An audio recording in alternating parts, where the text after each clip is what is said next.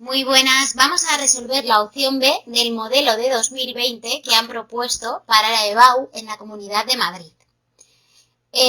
Voy a hacer una breve introducción. Si ya habéis escuchado el vídeo del modelo A, lo siento, pero tengo que repetirlo por si acaso alguien no lo ha escuchado.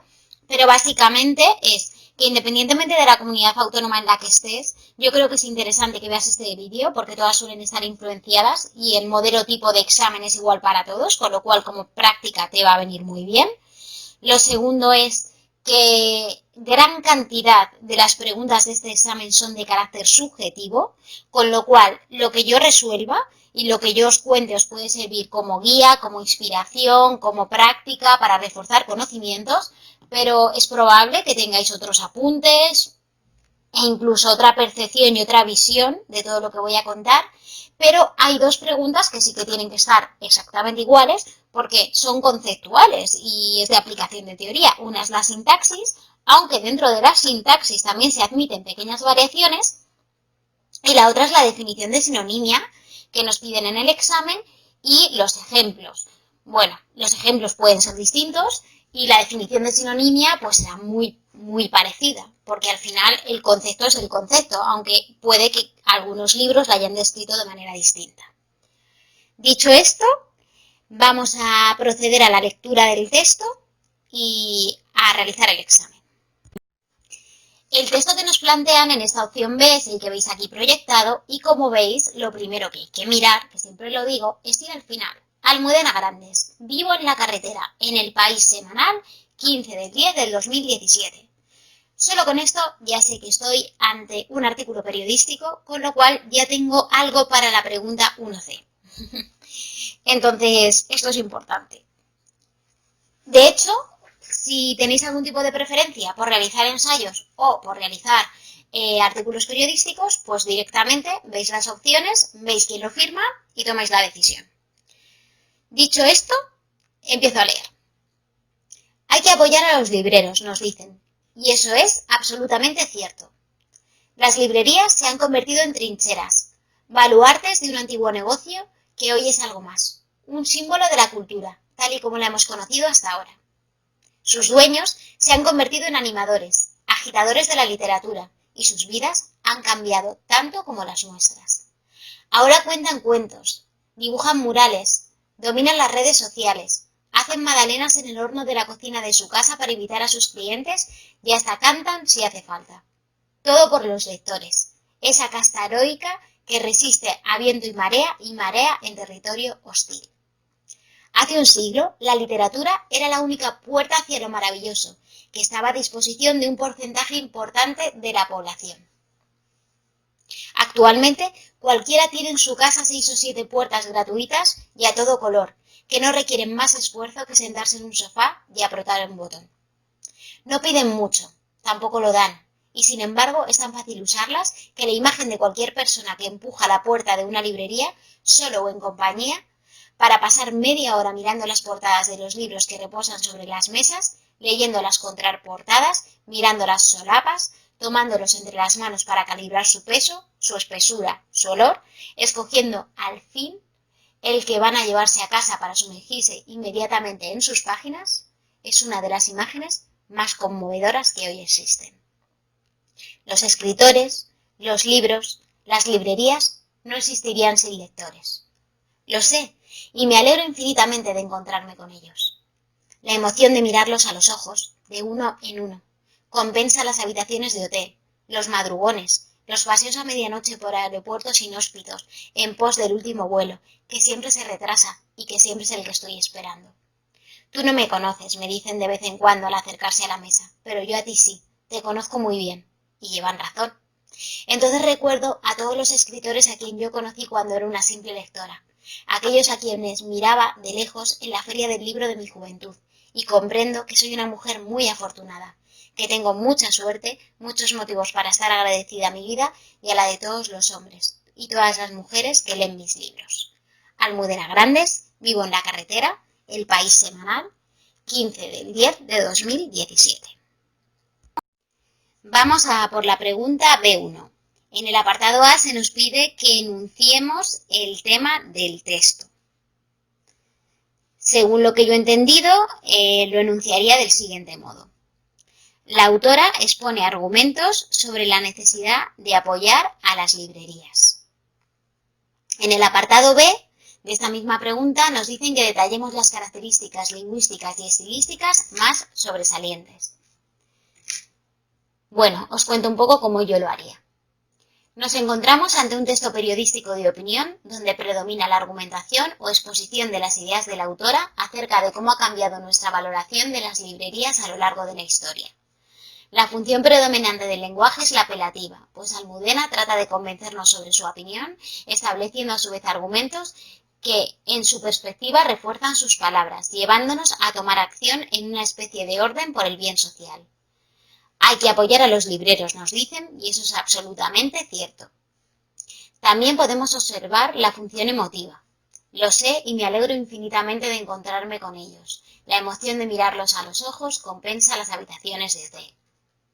Puede apreciarse también una intención divulgativa de su opinión, ya que quiere formar al lector para que entendamos todo lo que hay detrás de la escritura de un libro, pues su profesión es la de escritora. Nos encontramos ante un texto argumentativo, por lo tanto, su estilo es nominal. Utiliza constantemente el sentimentalismo, la nostalgia y finaliza el texto utilizando la gratitud. Predominan los sustantivos abstractos, como cultura, literatura, olor o espesura, entre otros. Existen gran cantidad de adjetivos para expresar sus emociones y reforzar sus argumentos, como trincheras, baluartes, inhóspitos o heroica. Los verbos están en presente, en su gran mayoría. Conozco, dicen, llevan, es, agradecida, ya que nos está hablando de un tema de actualidad. Se expresa en primera persona del singular, lo que junto con el sentido connotativo de algunas de las frases o expresiones que utiliza, como por ejemplo casta heroica o territorio hostil o aeropuertos inhóspitos, refuerza el carácter subjetivo del texto. Podemos observar en su mayoría oraciones compuestas, adjetivas con una preponderancia de las subordinadas. En cuanto al lenguaje, es estándar, aunque podemos encontrar expresiones de carácter culto, como por ejemplo, las librerías se han convertido en trincheras, baluartes de un antiguo negocio que hoy es algo más un símbolo de la cultura, tal y como hemos conocido hasta ahora. Y también cabe reseñar la cantidad de figuras retóricas, metáforas y símiles que utiliza a lo largo del mismo, como por ejemplo, actualmente cualquiera tiene en su casa 6 o 7 puertas gratuitas y a todo color, que no requieren más esfuerzo que sentarse en un sofá y apretar un botón. En el apartado C nos piden que digamos qué tipo de texto es. Se trata de un texto argumentativo, expositivo, y atendiendo al género, nos encontramos ante un artículo periodístico de opinión. Vamos a por la pregunta B2, en la que nos piden que redactemos un resumen del contenido del texto. Os sugiero que no os ocupe muchas más líneas o mucho más tiempo del ejemplo que os voy a poner yo. Y bueno, pues lo de siempre, esto es subjetivo y vuestro resumen se puede parecer a esto, pero ser distinto. No obstante, creo que el tema central del texto sí que está contenido en lo que voy a decir, con lo cual supongo que os servirá. Voy a ello. La autora argumenta acerca de cómo ha cambiado el mundo en la relación con las librerías y expone motivos para que las apoyemos, contándonos la gran labor que han hecho estas a lo largo de la historia.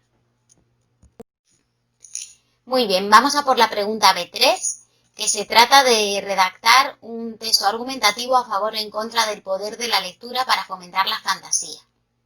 Bueno, ya sabéis, esto es completamente subjetivo. Yo por aquí os dejo mi opinión y mi estructura para ver si os ayuda y os sirve de guía.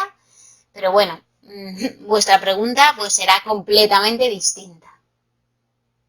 Estoy a favor del poder de la lectura para fomentar la fantasía. Leer nos permite navegar en la mente, experiencia y percepciones de otra persona, lo que sin duda nos incrementa nuestra facultad de reproducir por medios de imágenes mentales hechos pasados o futuros. Nos permite a su vez también visitar un lugar lleno de posibilidades que quedarían fuera de nuestra percepción. Abrimos la mente y podemos ver la vida en las gafas de otra persona. Eso nos hace expandirnos. Si no leyéramos, no alimentaríamos otros puntos de vista y quedaríamos encerrados en los límites de nuestra propia percepción. Por lo tanto, leer nos enriquece, nos permite conocer más y nos hace alcanzar una perspectiva diferente, lo cual, lógicamente, hace que se incremente nuestra fantasía. Alguien dijo una vez que leer es vivir dos veces, y lo comparto. Bien es cierto que en ocasiones un exceso de lectura de otros puede verse agravado con una limitación de nuestra reflexión y con caer en el juicio erróneo de una mala interpretación. Puede que de tanto leer a otros nos olvidemos de escuchar nuestra intuición y cometamos el error de valorar menos nuestra opinión. ¿Y no es quizás esa percepción subjetiva y esa intuición nuestra propia fantasía o nuestra auténtica fantasía? Quizá nos olvidamos de nuestro yo y quizás vivamos el yo de otros, lo que puede hacer que sintamos emociones contradictorias, juzguemos erróneamente y lleguemos a conclusiones que no nos beneficien. Por lo tanto, pienso que leer es enriquecedor, nos permite adquirir una mayor perspectiva y conocer cosas nuevas. Por lo tanto, así incrementamos nuestra fantasía, pero nunca deberíamos olvidarnos de seguir nuestra intuición y escuchar nuestro yo interior, pues quizás también sea realmente nuestra fantasía individual. Vamos a por la pregunta B4, que es el análisis sintáctico de la oración que nos plantean, que es: entonces recuerdo los escritores que yo conocí cuando era una simple lectora. Entonces, en primer lugar, vemos que el sujeto está omitido, que sería yo. Eso habría que ponerlo. Y después analizaríamos el resto de la oración, que sería: entonces recuerdo los escritores que yo conocí cuando era una simple lectora. Todo eso es un predicado. Entonces recuerdo es un complemento circunstancial de tiempo. Los escritores que yo conocí cuando era una simple lectora, complemento directo. Los determinante y escritores núcleo. Que yo conocí cuando era una simple lectora podría ser una subordinada adjetiva o de relativo con función de complemento del nombre. Yo sinceramente veo más la subordinada adjetiva, que es el nexo, complemento directo, yo, sujeto, y conocí cuando era una simple lectora, vuelve a ser un predicado, donde conocí, al ser el verbo es el núcleo, cuando era una simple lectora, se admiten varias cosas, pero yo pondría una subordinada adverbial complemento circunstancial de tiempo. Era una simple lectora, vuelve a ser otro predicado, con era, el núcleo, y como era del verbo ser, una simple lectora será un atributo, con una determinante, simple complemento del nombre y lectora el núcleo. Y con esto habríamos finalizado el análisis sintáctico. En la pregunta B5 nos decían que definiéramos el concepto de sinonimia y que propusiéramos dos ejemplos de sinónimos para la palabra hostil. La definición de sinonimia puede variar un poco en función de cómo la hayáis estudiado, pero en términos generales es la relación de igualdad que hay entre el significado de dos o más palabras o enunciados. O podríamos decir que es la relación semántica que se da entre dos palabras o expresiones que presentan significados equivalentes. Aquí podéis coger la definición de sinonimia que venga en vuestro libro o que os haya dado vuestro profesor. O coger cualquiera de las dos que he mencionado anteriormente. Al final es correcto todo.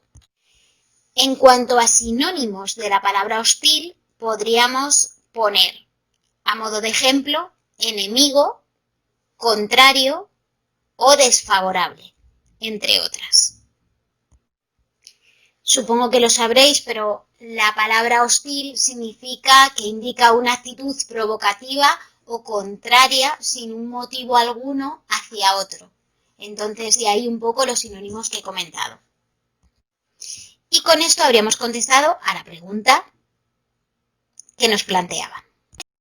Vamos a por la literatura. Era el teatro anterior a 1939. Tendencias, autores y obras principales.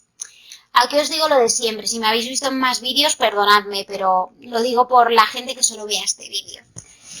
Aquí cada uno cuenta su resumen, que tiene de sus apuntes, de su libro, de su profesor. Yo tengo un resumen de este temario, que es como yo lo haría. Si te gusta lo que escuchas y lo quieres comprar, lo puedes comprar en Amazon en formato ebook y en formato papel. Te dejamos el enlace directo en la descripción del vídeo, si lo necesitaras. Si no, pues nada. Y ahora al escucharlo, pues aunque no sé exactamente lo que tú tienes en tus apuntes, supongo que no te vendrá mal escucharlo para consolidar lo que ya te sepas. Así que dicho esto, empiezo a leer mis apuntes. El teatro de 1939 a finales del siglo XX. El impacto de la guerra civil sobre el teatro fue tremendamente notable. Fuertes presiones comerciales e ideológicas fueron evidentes. Hubo muchísima censura. 1. Teatro de los años 40. El teatro de este periodo representa una realidad falsificada. Formalmente es anticuado. En la creación dramática encontramos dos líneas. El drama burgués, que es una continuación de la comedia benaventina, donde destacan Joaquín Calvo Sotelo y Benavente, y son obras de correcta construcción y elegantes diálogos, y el teatro de humor, donde destaca Poncela con Eloísa está debajo de un almendro y Maribel y la extraña familia, donde trata de romper con las formas tradicionales del humor, aunque sin embargo sus obras chocaron con una crítica y un público cerrados. Miguel Miura, con Tres sombreros de copa, se caracteriza por la utilización de un humor absurdo. 2. Teatro realista de los años 50. La década de los 50 comienza con importantes obras. Historia de una escalera, de Antonio Buero Vallejo. Este teatro nos quiere transmitir un existencialismo que deriva en una preocupación social, abordando temas como los problemas obreros, la vida de la gente humilde y las desigualdades sociales. Destaca el realismo. La escena imita espacios cotidianos con rasgos costumbristas. Sobresale en este periodo Buero Vallejo. Sus obras están marcadas por temas humanos, ya sean de carácter existencial o realista. Su género preferido es la tragedia. Con ella pretende conmover al espectador para animarle a luchar por un mejor destino. El lenguaje es preciso y el espacio se describe con minuciosidad y significación concreta. 3. Teatro realista de los años 60. Continuará con la línea de protesta y denuncia y de la injusticia social, así como el descontento político. José María estrena Las salvajes en el puente de San Gil para criticar el conservadurismo burgués de la época. Laura Olmo obtendrá un gran éxito con La camisa, donde refleja los problemas de escasez vinculados al paro o a la emigración, entre otros. Surgen también grupos de teatro independiente, cuya actividad se desarrolla al margen de los circuitos culturales establecidos. Destacaron el Joglars, los Goliardos y el teatro experimental independiente con grandes innovaciones escénicas.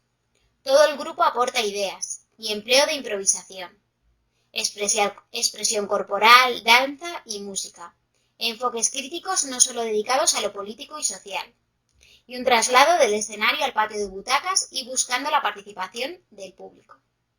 Es decir, pretendían que el público interviniera, no que solo la obra se desarrollara en el escenario, sino una participación mayor. Eso es muy significativo y no deberíais olvidar decirlo porque aquí surgió un poco el teatro de participación. 4. Teatro desde 1975 hasta fin de siglo. Tras una etapa en la que la desesperación de la censura se intenta llevar a escena, todo aquello que había sido prohibido de décadas anteriores. Se asentará un teatro caracterizado principalmente por autores consagrados. En esta época se podría hacer un teatro en libertad, pero el público no asimilaba los cambios. Se abandonan los teatros y se rechazan los montajes vanguardistas. Podríamos decir que la gente no estaba preparada para esos cambios. Destacan autores como Antonio Gala, con Anillos para una dama. Sus protagonistas son mujeres y tratan de temas como el amor y la soledad. José Luis Alonso de Santos, con La estanquera de Vallecas y Bajarse al Moro, donde se aprecian aspectos de la sociedad actual. Y Fernando Fernández Gómez, con Las bicicletas son para el verano, también muy realista. También cabe reseñar a José Luis Sanchís, Sinisierra con Ay Carmela, en la que reflexiona sobre aspectos del propio teatro. Y bueno, hasta aquí mi resumen. Ahora vamos a por la valoración crítica. Nos decían que teníamos que comentar los aspectos más relevantes de la obra que hayamos leído, escrita entre 1940 y 1974. Aquí nosotros desde Aprobamos Juntos hemos hecho dos valoraciones críticas encuadradas en estas épocas. Sería La colmena, de Camilo José Cela, y 5 horas con Mario, de Miguel Delibes. La colmena es de 1951 y 5 horas con Mario, de 1966. Es probable que vosotros hayáis leído otros libros y que tengáis preparada otra valoración crítica. No obstante, yo voy a leer una de las dos. La otra, si la queréis escuchar, la tenéis en el canal. Si os vais a la lista de reproducción de la asignatura, la podéis encontrar fácilmente. Y si os gustan y queréis usarlas en el examen, pues os dejamos aquí abajo en el cuadro de descripción del vídeo un enlace directo a Amazon donde podéis comprar el libro, bien en papel o bien en ebook, de las valoraciones críticas, de todas las valoraciones críticas que hemos hecho desde Aprobamos Juntos, donde tenéis todas las épocas. Por si os gustan, os interesan o por si el material que tenéis o que habéis trabajado a lo largo del curso creéis que es mejorable. Dicho esto, voy a elegir leer una de las dos. Y he elegido 5 horas con Mario, de Miguel Delibes, que es de 1966. Obra escrita por Miguel Delibes, publicada en 1966, donde podemos ver unidas su tradicionalismo en cuanto a la narración y su sentimiento crítico y de denuncia de ciertos valores morales. Una mujer, Carmen, acaba de perder a su marido, Mario, y vela su cadáver durante la noche. Sobre la mesilla hay una Biblia que hojea, y donde comprueba los párrafos subrayados por Mario. Una oleada de recuerdos le vienen a la mente.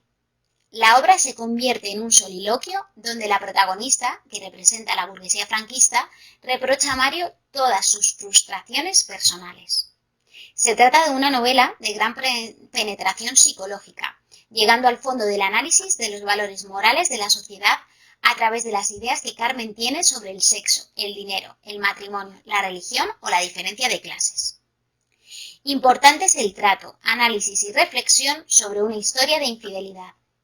El lenguaje es vulgar, impreciso, con reiteraciones, frases hechas y tópicos, manifestándose constantemente la técnica narrativa del monólogo interior. La novela consta de un prólogo, 27 capítulos que comienzan con una cita de la Biblia que la protagonista manipula a su interés y un epílogo. El espacio queda reducido a la habitación de una casa, de una ciudad provinciana de la España de la posguerra, lugar donde Carmen vela el cuerpo de Mario en soledad, pues el resto de hijos y familiares se han retirado a descansar. Es ella personalmente la que le pide a su hijo Mario que la deje pasar esas últimas horas junto a su padre, de cuerpo presente. El tiempo de la narración son 27 años de matrimonio condensados en 5 horas. Y hasta aquí mi valoración crítica. Espero que os haya gustado y nada, finalizada la pregunta. Si te interesan mucho los contenidos de este canal, puedes suscribirte y darle a la campanita, así cada vez que subamos un vídeo se te notificará automáticamente y estarás al día de todos los ejercicios que resolvamos.